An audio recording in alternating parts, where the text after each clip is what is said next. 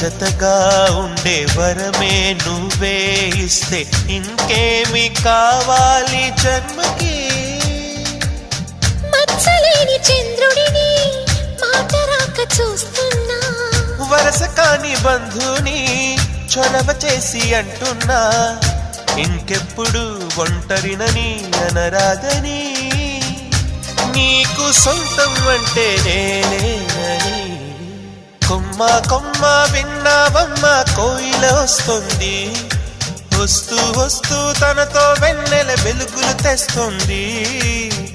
ఏవమ్మ మరుమల్లి తోరణాలు కడతావా, చిలకమ్మ ఎదురేగి స్వాగతాలు చెబుతావా.